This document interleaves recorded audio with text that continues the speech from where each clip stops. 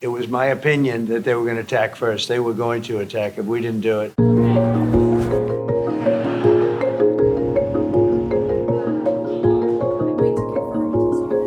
Caroline.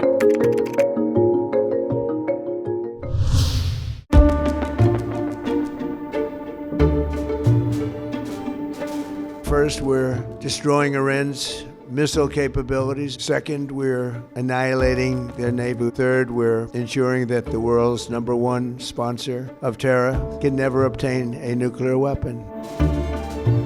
He said that these strikes against Iran by the United States could go on for 4 to 5 more weeks. There was something else that stood out about the president's remarks. See that nice drape? He quickly shifted from talking about the war in Iran to talking about the construction of his ballroom happening just behind him. We hadn't yet heard from the president in person on camera until earlier today. He began his remarks by talking about what his objectives are in Iran. It's obviously incredibly important given what we've heard from his other top officials in the last 36 hours or so on what exactly they are trying to achieve in Iran and how long that could take. The United States is now urging U.S. citizens throughout the Middle East to leave now. Is it clear to you, based on what we've heard from the administration, why the United States is at war with Iran right now? Of course it's not clear. The objectives that they have laid out cannot be achieved in 4 days, 4 months, or 4 years. This is a growing crisis of incoherence and incompetence at the White House.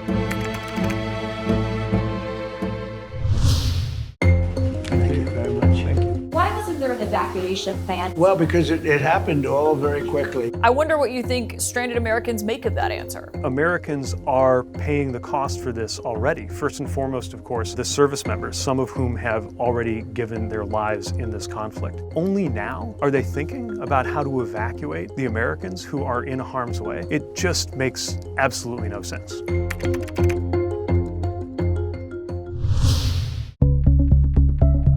Taking control of Iran's airspace and waterways. But when a few drones get through or tragic things happen, it's front page news. I get it, the press only wants to make the president look bad, but try for once to report the reality.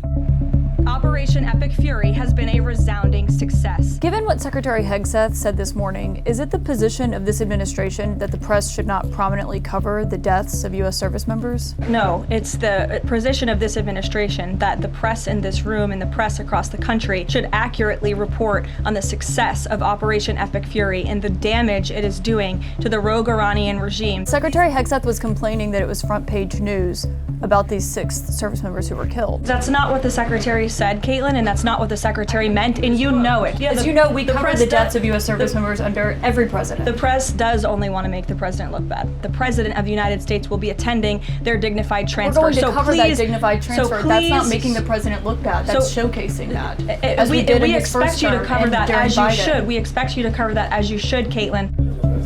The reason this is covered is obviously because these are troops who are making the greatest sacrifice that anyone can make, and also a costly reminder of why there is such extensive coverage over what's happening right now. Tonight, the Pentagon tells us the bombing campaign in Iran is intensifying. What would you say to Americans who are watching this tonight and are worried about how this is expanding and how long this could go on for? I understand the concern the American people have. We literally have been at war for 47 years. Now we're taking the fight directly to the Iranian regime. I want to commend President Donald Trump for having the guts to pull the trigger on this.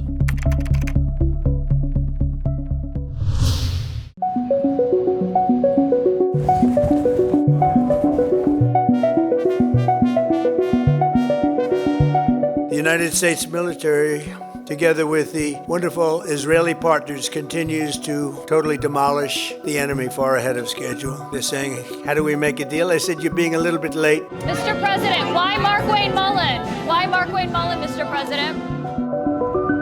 Don't believe he'll stay at DHS. What led to the firing? This is obviously monumental because she is the first cabinet member of President Trump's second term to be ousted. I've covered Trump for 10 years now. He does not like when people use money that is related to him to try to further their own image, or when they try to eclipse the president or make themselves too important. And clearly that is what ultimately happened here today and led to Kristi Noem's ouster as the DHS secretary. Over the past 9 days, we've carried out some of the most powerful and complex military strikes and maneuvers the world has ever seen.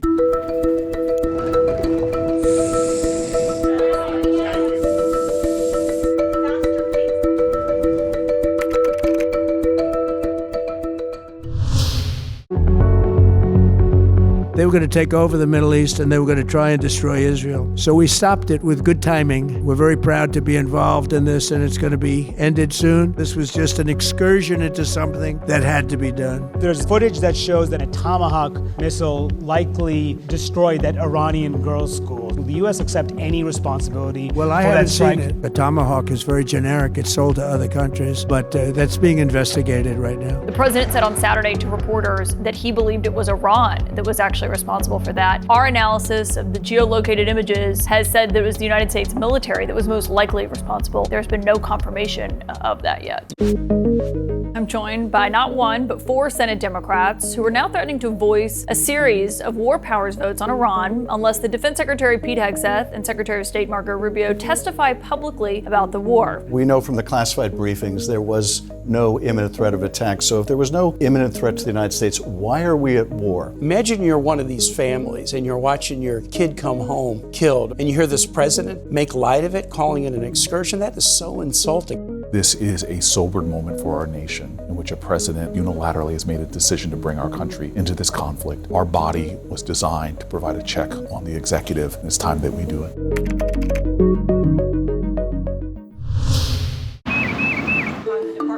Economic victories in detail. The White House press secretary fielded a bunch of questions today about the Strait of Hormuz and the rising price of oil. The swings that we've seen based on comments made by President Trump before the markets closed, after the markets closed. One other thing that Caroline Leavitt said earlier about this prospect of the Navy escorting tankers through the Strait of Hormuz, it is still an option if and when necessary. If you look at the markets, they may argue that time is now. Tonight we are learning that nearly 140 U.S. service members have been wounded during the first 10 days of the war with Iran. We seem to be on a path toward deploying American troops on the ground. A lot of people might hear that and be alarmed by your statement. The American people deserve to hear everything. I am extremely worried and fearful after that briefing, but I was even before. There can be great military triumphs through bombing, but success requires a strategy.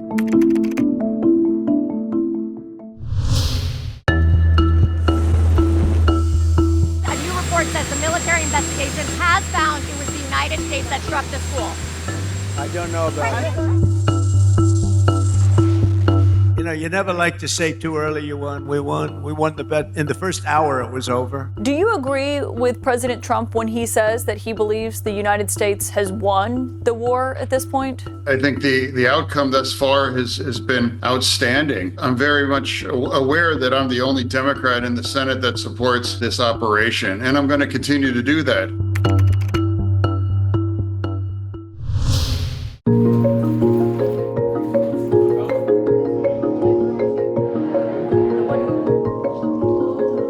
The situation with Iran is moving along very rapidly. We're doing what has to be done, should have been done. They really are a nation of terror and hate. They're paying a big price right now. Governor, how do people in your state feel about what they're paying at the pump? Do they think it will be worth it in the long term, as the administration suggests? Donald Trump said that he was going to lower prices. He said he was going to release the Epstein files. And he said he was not going to get us involved in foreign wars. And I think people are now seeing that each and every one of those things was a lie. We don't need anybody. We're the strongest nation in the world.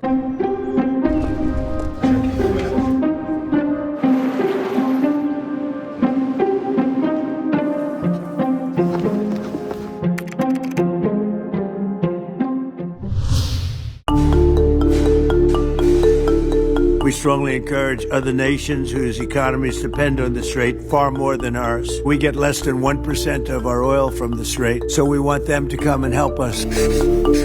I do believe I'll be having the honor of taking Cuba. Whether I free it, take it, I think I can do anything I want with it. Do you think the United States should, in the president's word, take Cuba? I think what we need to do is try to hopefully get a democracy there where the Cuban people get to pick their leaders. When it comes to Iran and what's been happening with this back and forth with the White House and U.S. allies, if the Strait of Hormuz doesn't open, how are oil prices in the United States going to come down? We need to do what we're doing. They cannot have a nuclear weapon. They cannot have ballistic missiles. The main goal here is destroy their ability to kill us.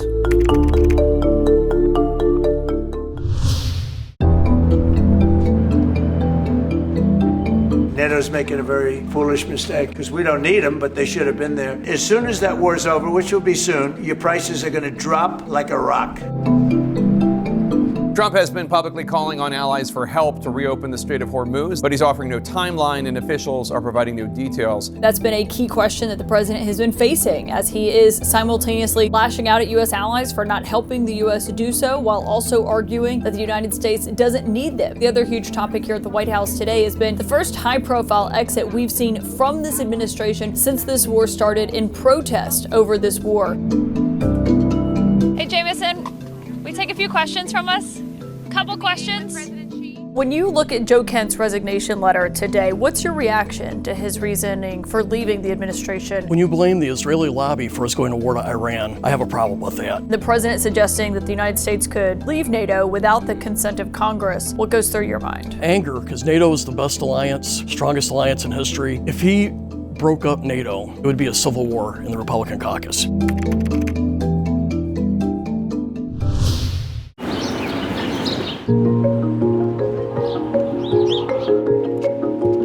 One or two questions. There's only two of us. Can you come on at 9 o'clock?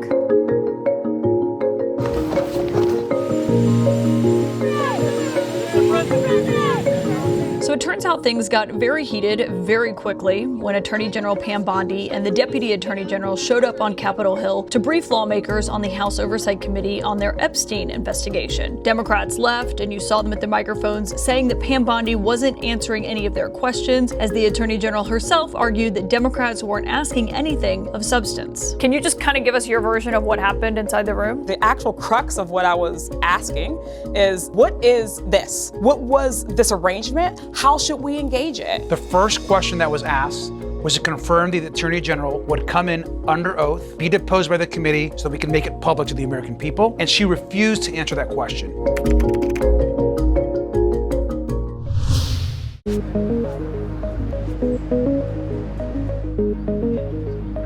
Iran is a serious threat to the world, to the Middle East and to the world. I think virtually every country agrees with me on that. I wanted to put out that fire. Thank you very much. President Trump was hosting the new Japanese Prime Minister for the first time in the Oval Office on Thursday when he made a comment that caused some audible gasps but a little bit of laughter inside the room by bringing up Pearl Harbor and making a joke about it. Because we wanted surprise. Who knows better about surprise than Japan? Okay? Why didn't you tell me about Pearl Harbor? Okay? Right?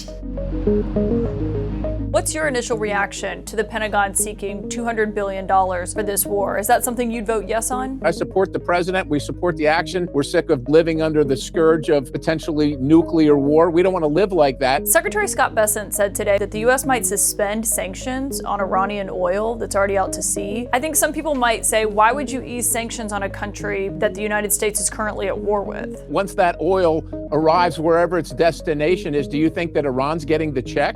Do you think they're going to be able to get the money? Yes. The money's probably going to come to the United States of America. How are they getting the money? Is it being wired by China and by India to what bank in Iran? And if there is a bank in Iran, in about 15 minutes, it can be gone. That is who's buying their oil. Well, I don't think you can assume that the terms of sale are the same as they were 20 days ago now. They want very much to make a deal. We'd like to make a deal too. If it goes well, we're going to end up settling this. Otherwise, we'll just keep bombing our little hearts out.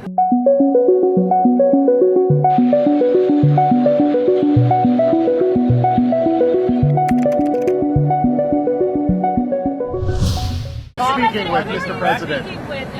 We're dealing with the man who I believe is the most respected and the leader. Is that the Supreme Leader?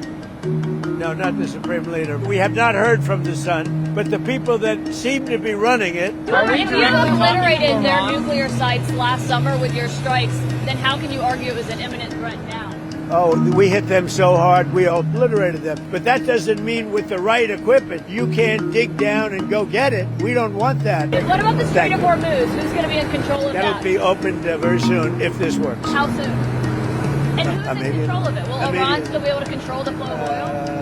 Be jointly controlled. By whom? Maybe me. Me and the Ayatollah. Thank you very much. Whose idea was that? To put ice at the airport? Mine. That was mine.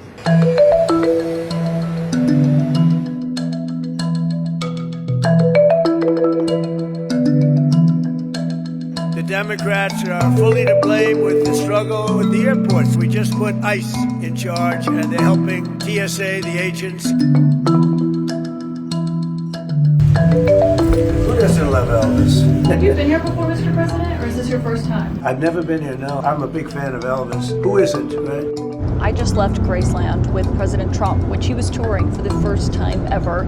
At one point, the president was asked to sign a guitar and a gold Sharpie. He tested it out before he did, and then held up the guitar for everyone to see.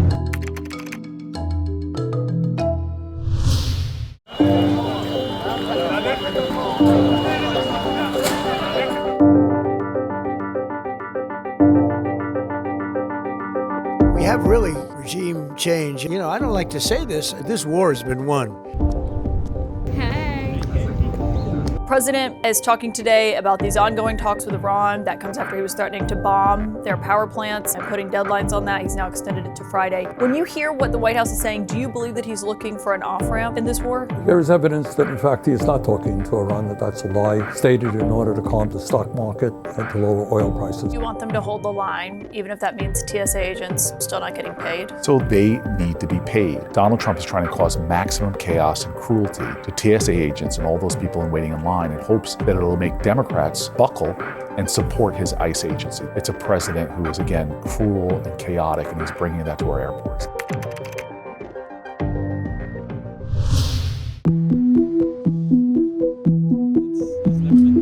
As for the temporary short-term fluctuation in gas prices, the president has said once these combat operations are over, this administration is going to continue to unleash American energy dominance. We're continuing to do that every day, and we're going to see prices at the pump go back down.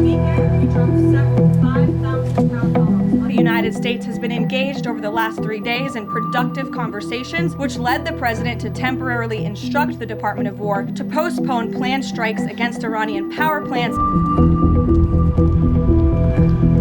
It was when the president came out on Monday and said he was extending his deadline that he had issued for that night to blow up Iranian power plants should they not reopen the Strait of Hormuz. He extended that to this Friday. There are still questions about the deadline and if that holds and where these talks go from there. Okay, paparazzi.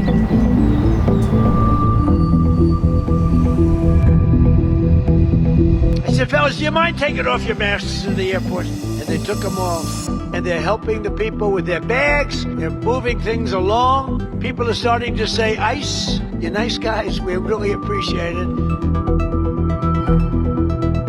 We've seen the president saying that Iran really wants to make a deal. The White House today, even when asked who exactly they're speaking with, still haven't said who that person is. Do you think these talks are genuine, or do you think the president is buying time? Well, it could be he's buying time, but the chances of reaching an acceptable agreement with this regime, no matter how many of their leaders we have killed, is zero.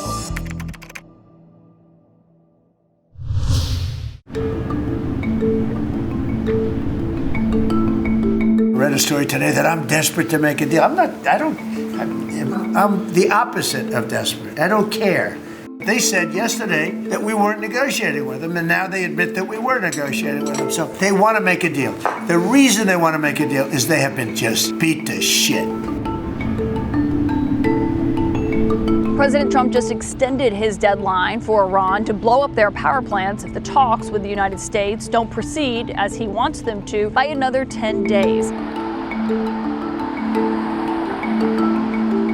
When you look at what is happening in the region, the force built up, do you think we're more likely than not to put U.S. forces on the ground in Iran? At this moment, I would say the dynamic is toward troops on the ground, because the President of the United States never sends armed forces to a region without some plan to use them that way. I can tell you without disclosing any classified information, which indicates to me that there are potential plans in the works in the event that these negotiations fail to be fruitful. And right now, there is no indication that Iran is in a great hurry to have negotiations.